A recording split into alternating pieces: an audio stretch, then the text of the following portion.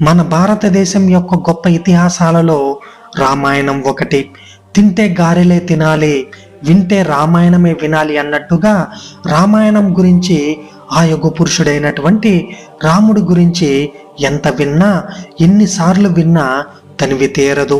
ఇక రామాయణం గురించి, అందులో చెప్పబడిన అనేక సంఘటనల గురించి మన దేశంలో ఎల్లప్పుడూ చర్చలు జరుగుతూనే ఉంటాయి. చాలామంది రామాయణం అంటే రాముడి జననం, సీతారాముల కళ్యాణం, సీతారామ లక్ష్మణుల అరణ్యవాసం, సీతాపహరణం, రావణ వధ, తిరిగి అయోధ్య రాక, రాముడి పట్టాభిషేకం, వీటి గురించి మాత్రమే ఎక్కువగా ఆలోచిస్తుంటారు. కానీ ఇక ఆ తర్వాత జరిగిన సంఘటనల గురించి ఎవరు ఎక్కువగా ఆలోచించరు. ఈ భూమిపై పుట్టిన ప్రతి జీవి మరణించక తప్పదు. దానికి శ్రీరామచంద్రులు అతీతులు ఏమీ కాదు. సీతారామ లక్ష్మణులు ఈ భూమి నుండి ఎలా నిర్యాణం చెందారు, అంటే ఎలా చనిపోయారు అనే విషయాలు మనలో చాలా మందికి తెలియదు. వీటి గురించి ఈ వీడియోలో చాలా క్లుప్తంగా తెలియజేయబోతున్నాను. మీకు ఈ వీడియో తప్పకుండా నచ్చుతుంది ఫ్రెండ్స్. అందువలన ఈ వీడియోని ఎక్కడ కూడా స్కిప్ చేయకుండా దయచేసి పూర్తిగా చూడండి ఫ్రెండ్స్. మరి ఇంకెందుకు ఆలస్యం, let's start our today's episode. సీతారాముల గురించి పూర్తిగా తెలియాలంటే మనం ఖచ్చితంగా రామాయణం చదివి ఉండాలి. ఈ రామాయణాన్ని రచించింది వాల్మీకి. వాల్మీకి రాసిన ఈ రామాయణంలో రాముడి పుట్టుక గురించి, సీతారాముల కళ్యాణం గురించి, వారి అరణ్యవాసం గురించి, సీతాపహరణం గురించి, ఆ తర్వాత జరిగిన రావణ సంహారం గురించి, రాముడి పట్టాభిషేకం గురించి, వీటన్నిటినీ చాలా వివరంగా వివరించబడి ఉంటుంది. అయితే రాముడి పట్టాభిషేకం తర్వాత శ్రీరాముడు అయోధ్యను కొన్ని వేల సంవత్సరాలు పరిపాలించారు. ఆ తరువాత నిర్యాణం చెందారు. నిర్యాణం అంటే మరణించటం లేదా భూమిని విడిచి వెళ్ళడం అని దీనికి అర్థం. రాముడి యొక్క ఈ నిర్యాణం గురించి మనకు ఉత్తర రామాయణంలో ఉంటుంది. ఉత్తర రామాయణంలో చెప్పబడిన కథ విషయానికి వస్తే, సీతను ఎత్తికెళ్లిన రావణాసురుడిని వానరసేన సహాయంతో శ్రీరాముడు సంహరించిన తర్వాత సీతాదేవికి అగ్ని పరీక్ష పెట్టి ఆ తల్లి పవిత్రతను లోకానికి తెలియజేసి తిరిగి అయోధ్యకు వచ్చాడు రాముడు. ఆ సమయంలో అయోధ్యలోని ప్రజలందరూ సీతారాముల రాకతో ఎంతో సంతోషంతో దీపావళి సంబరాలను జరుపుకున్నారు. ఇక ఆ తరువాత శ్రీరాముడి పట్టాభిషేకం జరిగి అయోధ్యను వీరు పాలించడం మొదలయ్యింది. శ్రీరాముడి పాలనలో ధర్మం 4 పాదాలపై నడిచింది. ఇచ్చిన మాట తప్పకుండా ఏకపత్ని వ్రతుడిగా, ప్రజల శ్రేయస్సే తన పరమావధిగా, ఒక రాజు ఎలా రాజ్యాన్ని పరిపాలిస్తే ఆ రాజ్యంలోని ప్రజలు సంతోషంగా ఉంటారో అలా తన పరిపాలన కొనసాగించాడు ఆ శ్రీరామచంద్రుడు. అందుకే ఇప్పటికీ పరిపాలన విధానానికి వస్తే శ్రీరాముడిని ఉదాహరణగా చెబుతూ శ్రీరామ రాజ్యం కావాలి అని అంటారు. అలా రాముడు తన అన్నదమ్ములతో కలిసి తన రాజ్యాన్ని పరిపాలిస్తూ ఉన్నాడు. ఇక రాముడి జీవితంలో అంతా ఆనందమే అనుకుంటే పొరపాటే. ఒకరోజు సీతారాములు ఏకాంతంలో ఉండగా సీతాదేవి శ్రీరాముడితో తనకు గంగా నదీ తీరంలో ఉన్న మునుల ఆశ్రమానికి వెళ్ళాలని ఉంది అని కోరుకుంటుంది. ఏ సమయంలో ఆ కోరిక కోరిందో ఆ సీతమ్మ తల్లి తదాస్తు దేవతలు తదాస్తు అన్నట్లుగా అందుకు శ్రీరాముడు కూడా ఒప్పుకున్నాడు. కానీ ఆ సమయంలో ఆ తల్లికి తెలియదు, తాను ఆ శ్రీరామచంద్రుడి నుండి ఈ కోరిక తీరే సమయంలోనే దూరం కాబోతున్నాను అని. ఇక మర్నాడు యథావిధిగా శ్రీరామచంద్రుడు తన రాజ్యంలోని విషయాల గురించి మంత్రులతో, గూఢచారులతో చర్చించసాగాడు. ఆ సమయంలోనే భద్రుడు అనే ఒక గూఢచారిని రాజ్యంలోని విషయాల గురించి శ్రీరాముడు చెప్పమన్నాడు. ఆ సమయంలో భద్రుడు తడబడుతూ, అంతా బాగానే ఉంది, మీ గొప్ప పాలనలో ప్రజలు ఎంతో సంతోషంగా ఉన్నారు స్వామి అని చెప్పాడు. కానీ అతను ముఖంలో దాగి ఉన్న బాధను, కంగారును గమనించిన శ్రీరాముడు ఏ విషయమైనా దాచిపెట్టకుండా చెప్పమని అడిగాడు. అందుకు భద్రుడు ధర్మదాతవైనటువంటి మీకు నిజం చెబుతున్నాను, మీ పాలనలో ప్రజలు ఎంతో సంతోషంగా ఉన్నారు. కానీ ఊరకే ఉంటే మాటలు వస్తాయి అన్నట్లుగా రావణుడి దగ్గర కొన్నాళ్ళు ఉన్న సీతాదేవిని భార్యగా స్వీకరించడం శ్రీరాముడికి తగునా అంటూ కొంతమంది ప్రజలు మాట్లాడుకుంటున్నారు అని చెబుతాడు. దాంతో శ్రీరాముడు ఇది నిజమా అని మిగతా వారందరినీ అడిగితే నిజమే అన్నట్లుగా వారందరూ తలలాడించారు. ఆ మాటలు విన్న శ్రీరాముడికి ఒక్కసారిగా భూమి కంపించినట్లయింది. అగ్ని పరీక్షతో పరమ పవిత్రురాలైన తన సీతాదేవి మీద అయోధ్య ప్రజలకు ఇంకా అనుమానం పోలేదా అంటూ బాధపడుతూ ఒక రాజుగా ఈ సమయంలో సీతాదేవిని త్రుజించడం తప్ప తనకు వేరే దారి లేదని ఆ విషయాన్ని వెంటనే తన తమ్ముళ్లకు బాధతో చెప్పాడు. ఇక ఆ తర్వాత లక్ష్మణుడిని పిలిచి సీతాదేవికి గంగా నదీ తీరంలోని మునుల ఆశ్రమానికి వెళ్ళాలని ఉందని వెంటనే ఆమెను అక్కడ వదిలేసి రమ్మని ఆజ్ఞాపించాడు.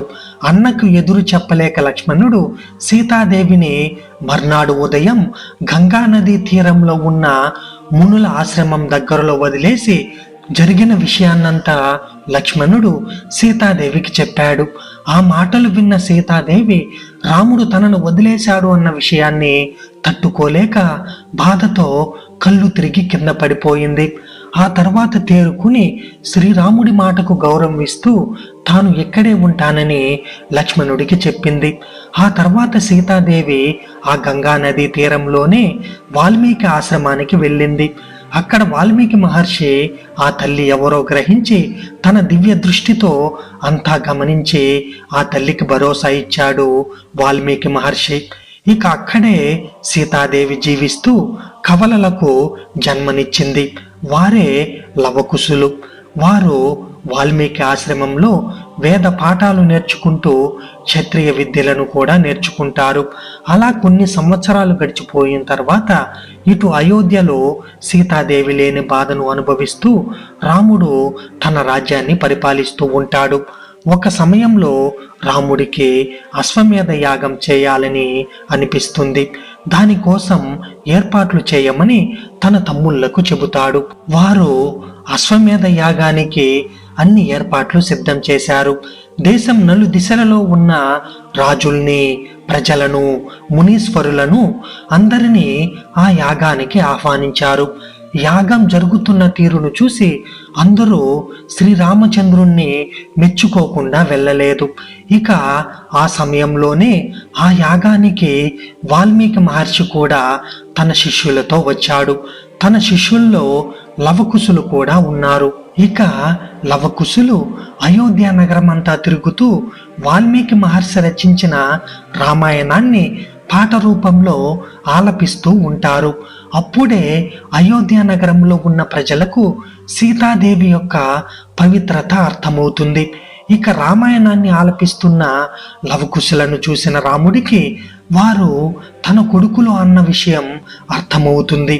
ఆ సమయంలో శ్రీరాముడు వాల్మీకి మహర్షిని పిలిచి మీలాంటి సత్యవంతులైన గొప్ప దివ్యశక్తి గల మునీశ్వరుల సమక్షంలో అయోధ్యలో సీతాదేవిని తన పవిత్రతను నిరూపించుకోమని చెప్పండి అని చెబుతాడు. దానికి వాల్మీకి మహర్షి సీతాదేవిని మర్నాడు ఉదయం శ్రీరాముడు ఉన్న సభా మండపానికి తీసుకుని వస్తాడు. అక్కడ ఉన్న రాజులందరినీ ఉద్దేశించి, ప్రజలందరినీ ఉద్దేశించి ఈమె పరమ సాధ్వీమణి, పరమ పవిత్రతైన జానకీదేవి, దశరథుని కోడలు, శ్రీరాముని భార్య, లవకుశులకు తల్లి అంటూ చెబుతూ నా నోటి నుంచి వచ్చే ఈ మాటలు గనుక అసత్యమైతే ఇప్పుడే నా తపశక్తి అంతా విచ్ఛిన్నమైపోవునుగాక అంటూ గంభీరంగా వాల్మీకి చెప్తాడు. దాంతో అక్కడ ఉన్న వారందరూ ఆశ్చర్యపోయి అలా చూస్తూ ఉండిపోతారు.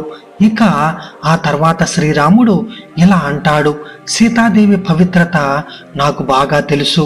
తను పరమ సాత్వీమని, కానీ లోకం కోసం ఆమె తనను తాను నిరూపించుకోవాలి అని చెప్పాడు. దాంతో అప్పుడు సీతాదేవి తనను తాను నిరూపించుకోవాల్సిన పరిస్థితి వచ్చింది.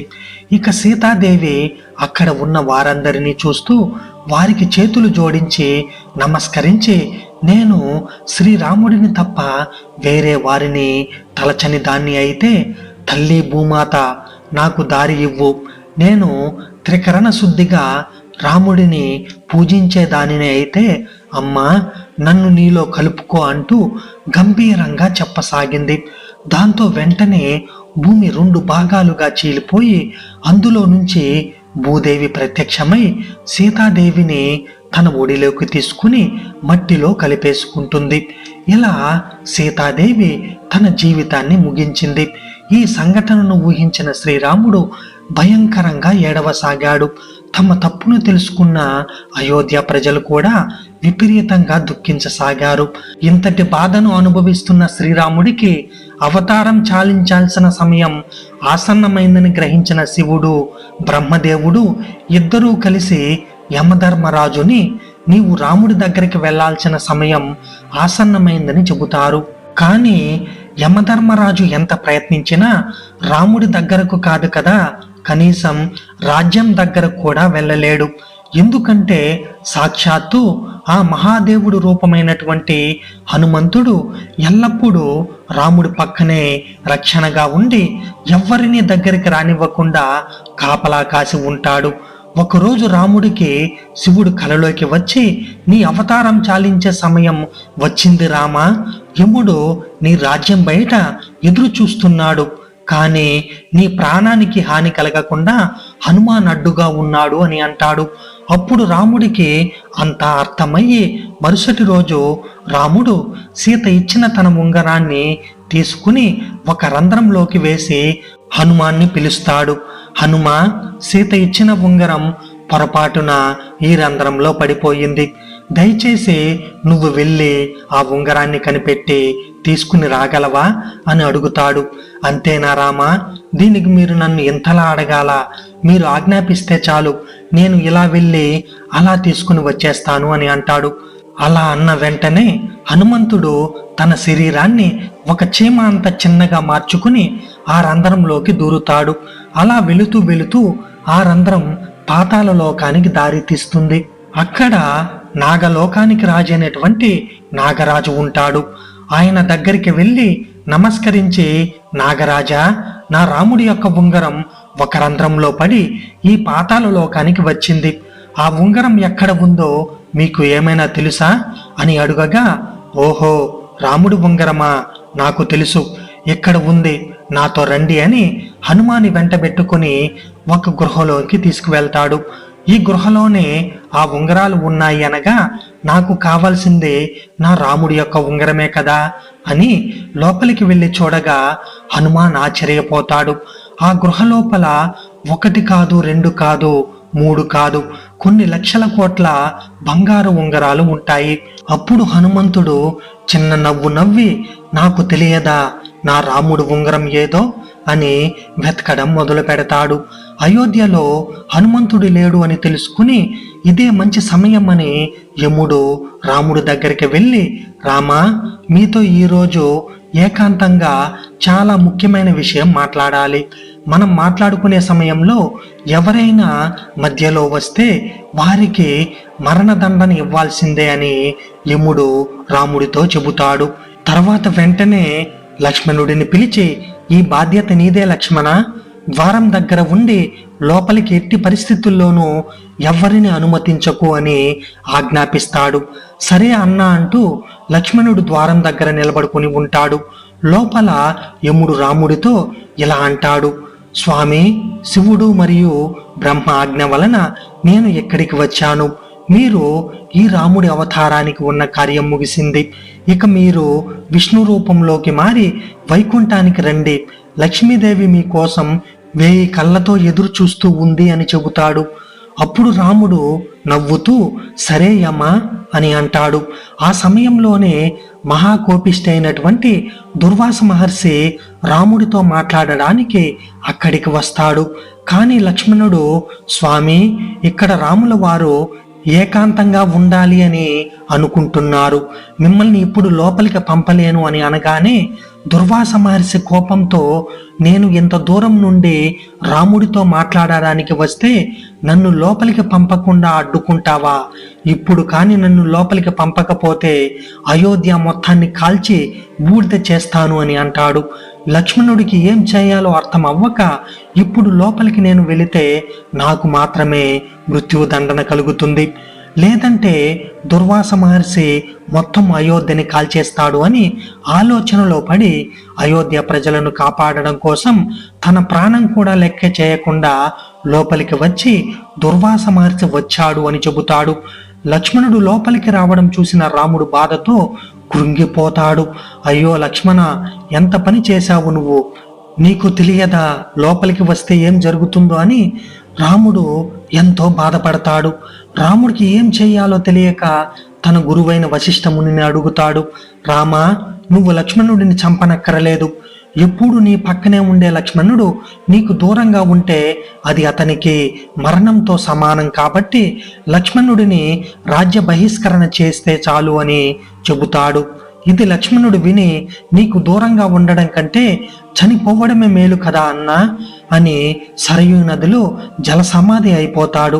ఇది చూసి అతని భార్య ఊర్మిళాదేవి కూడా జల సమాధి అయిపోతుంది.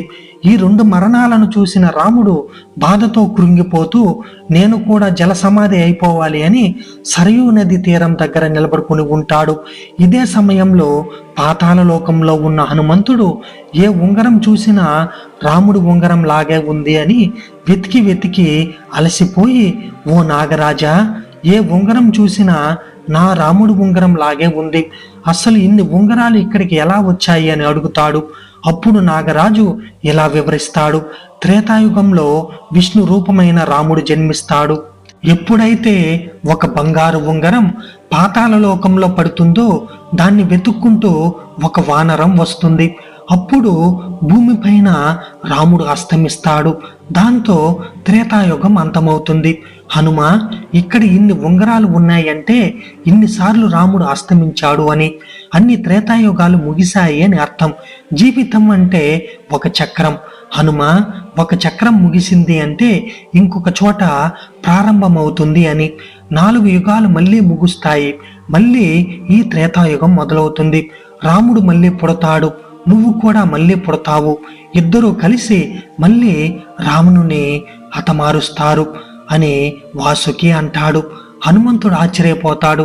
అంతలోపు అయ్యో, నా రాముడు ఇప్పుడు మరణిస్తాడా అని చేతికి దొరికిన ఉంగరాన్ని తీసుకుని వెంటనే అయోధ్యకి చేరుకుంటాడు. అయోధ్య మొత్తం వెతికినా కూడా రాముడు ఎక్కడా కనిపించడు.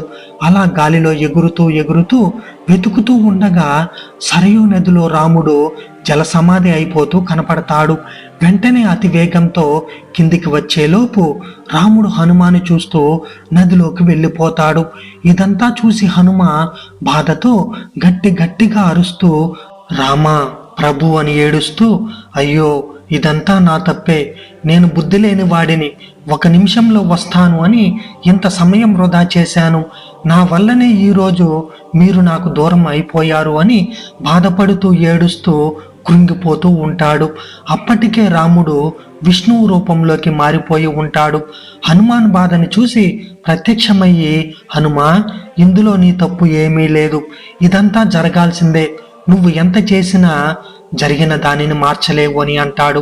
ప్రభు, నేను కూడా మీతో పాటే మీ దగ్గరికి వస్తాను అని అనగా, లేదు హనుమ, నీలాంటి భక్తుడు ఈ భూమి మీద ఉండి ధర్మ రక్షణ చేయాలి, నువ్వు ఎప్పటికీ చిరంజీవిగా ఉండి ప్రజల్ని కాపాడుతూ ఉండు అని రాముడు చెబుతాడు. సరే ప్రభు, మీ ఆజ్ఞ అంటూ హనుమాన్ ఎంతో బాధతో ఆ ఉంగరాన్ని తన వేలికి తొడుక్కుని హిమాలయాలలో రామనామాన్ని జపిస్తూ ఉంటాడు. ఇప్పటికీ కూడా మన హనుమాన్ రామనామాన్ని ఎవరు జపించినా ఆయన అనుగ్రహాన్ని మనకు ఇస్తూ మనల్ని కాపాడుతూ ఉంటాడు. ఇది రాముడు మరియు లక్ష్మణుడి మరణం వెనుక ఉన్న కథ. ఫ్రెండ్స్, ఈ వీడియో కనుక మీకు నచ్చినట్లయితే వీడియోని లైక్ చేయండి, షేర్ చేయండి, అలాగే మీ విలువైన అభిప్రాయాన్ని కామెంట్ రూపంలో తెలియజేసి మన ఛానల్ని తప్పకుండా సబ్స్క్రైబ్ చేసుకోండి friends. Thank you friends, thanks for watching.